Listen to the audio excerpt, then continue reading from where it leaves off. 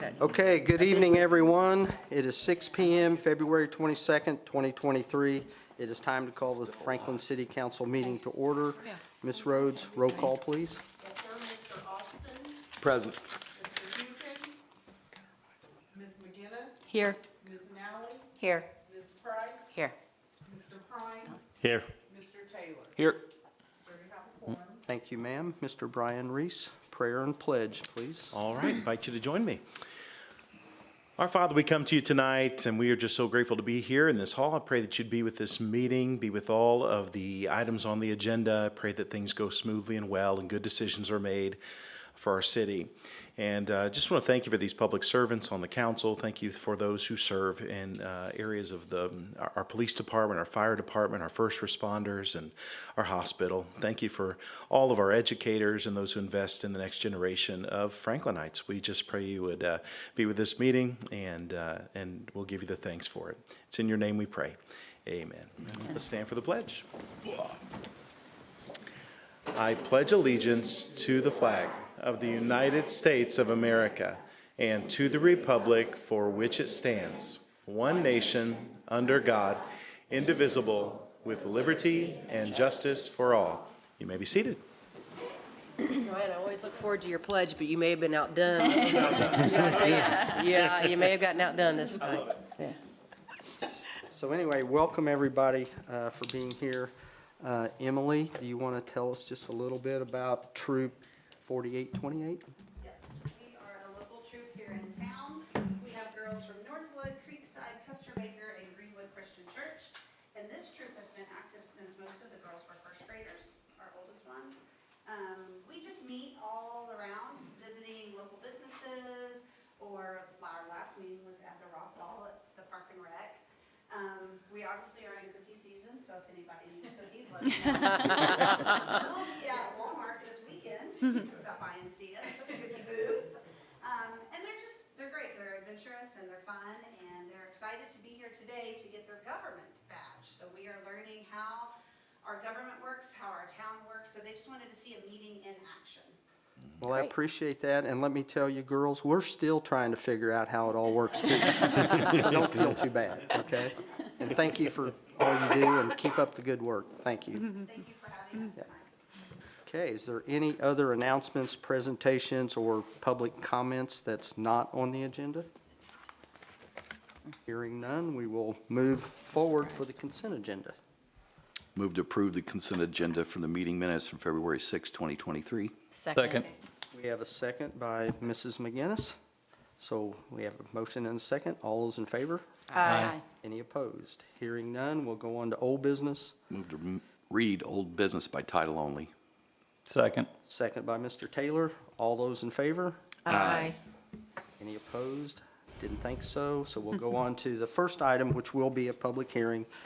Approval of the council ordinance number 23-01, clarifying ordinance number 2015-04, Clerk Treasurer Jane Rhodes and City Attorney Lynn Gray.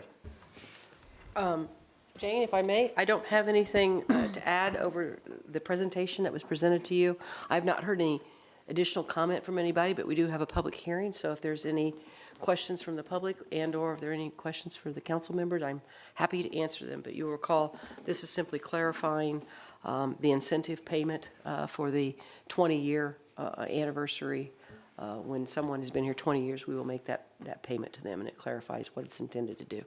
And I want to just clarify that is for our police and fire, correct? That is correct. It Yes. is for police and fire. Yep. Yes. Now, the ordinance that adopted the incentive program is also for our civilian.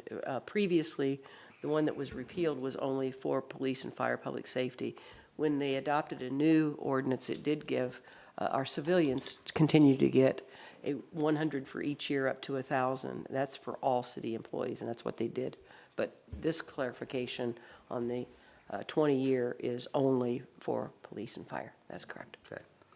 So it is open for a public hearing. This is a public hearing. I'll open it up now. Is there anyone that has any questions? I know that this group wasn't here the last meeting, but Ms. Gray had a very good presentation for all of us to clarify what we were actually was introduced last meeting. So It's public hearings. Is there any questions from anyone in the room? Okay, hearing none, we will close the public hearing, and I think next we're ready for action. We are, sir. I'd move to approve Council Ordinance 23-01. Second. Second by Irene Nally. All those in favor? Aye. Any opposed? Hearing none, we will go on to the next item, approval of budgetary ordinance number 23-01, authorizing an additional appropriation for the non-tax supported funds. Clerk Treasurer Jane Rhodes. Yes, as I stated last, these are all the funds that have donated money. They are not tax supported. And annually, we just reappropriate the amounts so that each individual department does not have to come back to have the amounts appropriated. Okay, and this one also a public hearing, and just for an example, what Ms. Rhodes is talking about, there's people that make donations, they want it to go to the parks, or they make donations wanting it to go to police or fire or certain areas, and that's the only place it can be used for with those organizations, or those departments, as Jane stated. So that is what this one is. Maybe. And it is also open for public hearing, so does anybody have any questions that they'd want to ask or comments? Jane, I remember Frances Melton, and I see that hers is that the remaining balance of her fund of 25.3, or that's her yearly amount? Do you recall what her initial gift was to the city? It was close to $1 million. Oh, It's at the community foundation. God bless her. Okay. And then her dad, her father was a fire chief, wasn't he, years ago? He was on the fire department. Right. Whether he was ever the chief or not. And she was our clerk treasurer, the county clerk treasurer for many years. Yeah. Lived in the house all her life that she was born in on homes. Cypress. Yeah. Well, God bless her. Man, I wish we had a lot of those. Yes. Okay, so it is open for public hearing one more time. If there's any questions for Jane or myself or anybody else before we close public hearing. Hearing none, we will close the public hearing. So now we are ready for action on this one. Move to approve ordinance number 23-01. Second. Second by Mr. Prine. Motion and a second. All those in favor? Aye. Any opposed? Okay, hearing none, we will go on to new business. Move to read new business by title only. Second. Second by Mr. Prine. All those in favor? Aye. Any opposed? Thank you. Very first item, ERA declaratory request, Community Development Specialist Dana Monson. And Dana, go ahead. Good evening. I'm here tonight to present a new project and a new development to you. The city has been working with Sunbeam Development, and they are considering opening a new business park on the east side of the city. This park is located on the east side of Jim Black Road and on the north side of State Road 144. They are here tonight as the initial part of this project to request an economic revitalization area status. As you know, that is the first step that we have to take in working towards tax abatements and approvals of these parties. Jamie Chrisman and Justin Furr are here tonight with Sunbeam. Should you have any questions, they will also be here at our next meeting, should you so choose to pass this. So we will have our confirmatory at the next meeting, as well as a discussion about the tax abatement. This property, as I said, we're looking at eventually they want to start their first building with $78 million for a 1 million square foot building, which we will have more discussion on that at our next meeting. So we are here tonight for the ERA declaratory approval. Okay, and so 6 years I've been mayor, and this one right here is always confusing. And I hope the council is as confused as I am on this at times. But Krista today had a very good explanation for it. What we're here to do today is actually give the approval to advertise. That's correct. So that's the simplest way to put it, and I've never been told that way, so. It's because the resolution is called a declaratory confirmatory, and I Yeah. just always want to make sure that I'm getting all my legal terms correct, or Ms. Gray will yell at me. I'd never yell at you. She would never yell. So I'm sure that everybody on the council knew this but me, so I just wanted to clarify that with everybody, that that's what we're here to do tonight, is actually to go ahead and say that we can advertise to do this. And Correct. the next meeting is the one that counts. But it is confusing because the resolution gets adopted, Right. just simply setting it for a hearing. Yes, And then the It is next one, that's why it's called a confirmatory Yeah. to determine it. But yes, it does, but it has to be published that we are considering doing it, so it I is think confusing. from the next year that I'm here, hopefully longer than that. That's exactly what I will say from now on. All right, so that's where we're at tonight. There's no public hearing on this or anything, but we can take Correct. action on Correct. what we just talked about. Dana, I got one question. There's a couple homes that lay into this area, correct? There's a farm there, I think a farm, not a farmhouse, but isn't there The- 2 or 3 homes Right, on oh, okay, yeah, I know what you're talking. the yes. property? Yeah, do you want to, Justin, would you like to come up and address that, please? Hi, Justin Furr with Sunbeam Development. In the ERA area, the 540-some acres, there are a number of structures that lay within that property. Okay. We're currently in process of getting pricing to demolish those. Okay. We're also just spoke with the fire department about offering some training opportunities on Okay. those structures as well. Okay, thank you. Ken, quite honestly, I went by there today, and they've really started cleaning the property up, getting the old trees and just all around it. It doesn't even look the same right now, so, yeah. So they have started on that. Yeah, I've noticed. Okay, okay. Any more questions? I have none. Okay, I think we're ready for action on this item here, if you so choose. I'd move to approve Resolution 2023-03. Second. Okay, we have a motion, and the second was by Ms. Snally. All those in favor? Aye. Any opposed? Okay, hearing none, thank you. We'll go on to the next item. Yearly Tax Abatement Compliance Report for approval. Community Development Specialist Dana Monson. Yes, good evening again. It is compliance season, so we're back with this. As you know, just as a reminder, every year that a company has a tax abatement, whether it's a real property or a personal property abatement, they are required to complete the CF1 forms, letting us know here is the work that they have done, here are their employees and wages, that sort of information. Excuse me, those reports go to the Economic Development Commission, and those gentlemen and lady review those, determined if they are in compliance according to what they stated that they would do on their SB1s, or if they're not. Mr. Taylor is our representative there, and he was at the last EDC meeting. I don't know if you have anything that you want to say about these three, sir?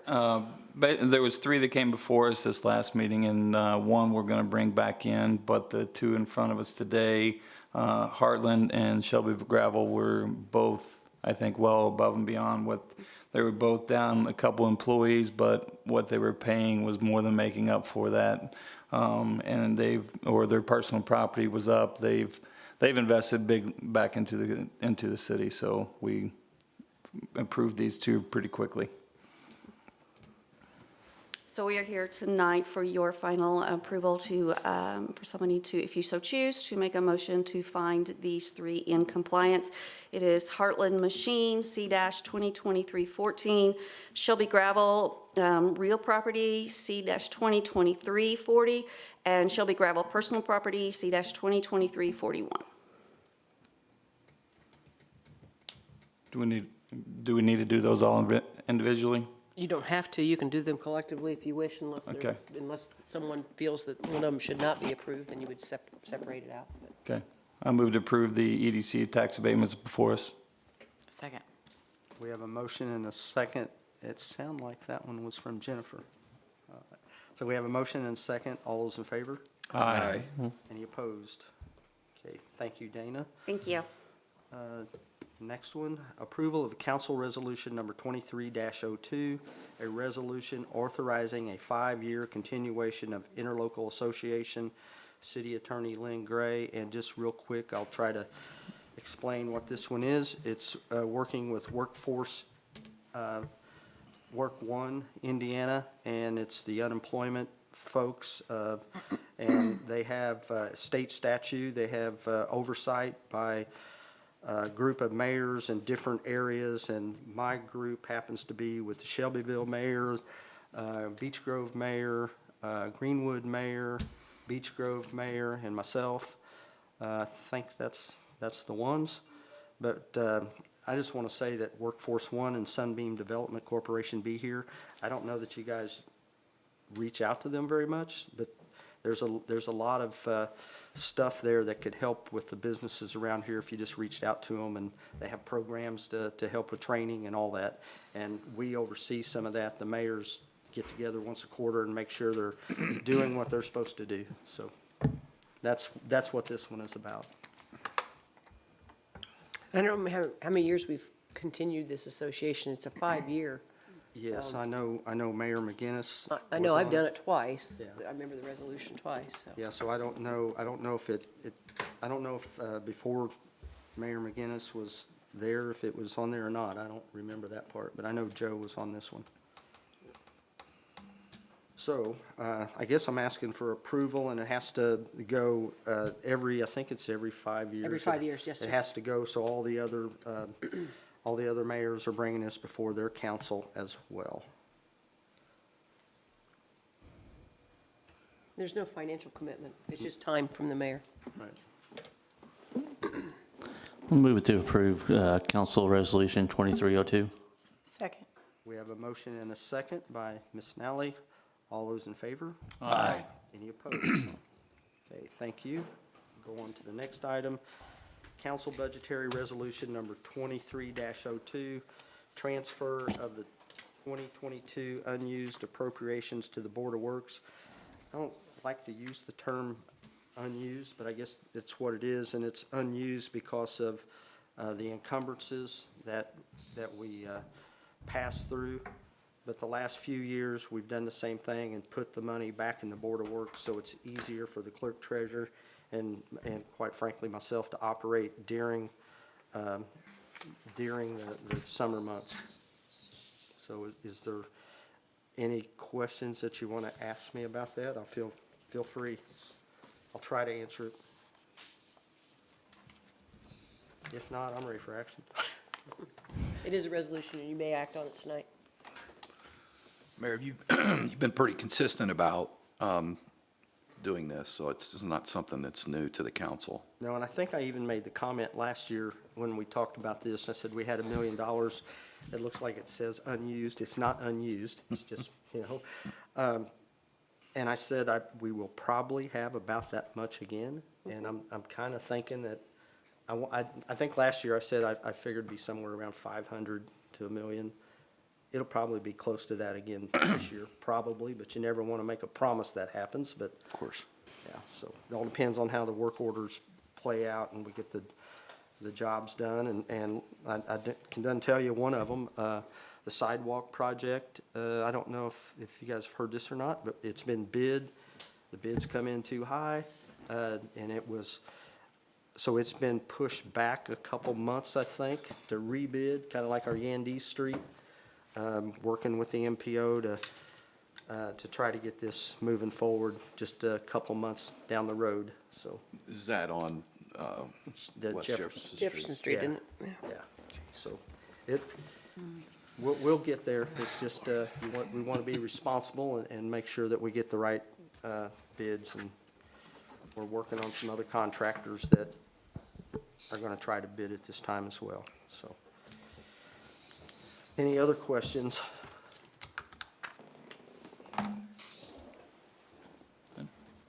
Make a motion to approve Council Budgetary Resolution 23-02. Second. We have a motion and a second by Mrs. McGinnis. All those in favor? Aye. Any opposed? Hearing none, thank you. We'll go on, there is no other business, so we'll just go right to council member comments. Josh, you want to start? I have nothing tonight, sir. Okay. Ann, I don't have anything, thank you. Ken, I don't have anything either, Mayor, thank you. John? Ladies, thanks for joining us. I don't know if you learned anything or not, but thanks for joining us. And come back and visit us anytime. These are always exciting meetings. That's it. So true. Irene, No, I have nothing, sir. Jennifer, I'm good, thank you. Jane?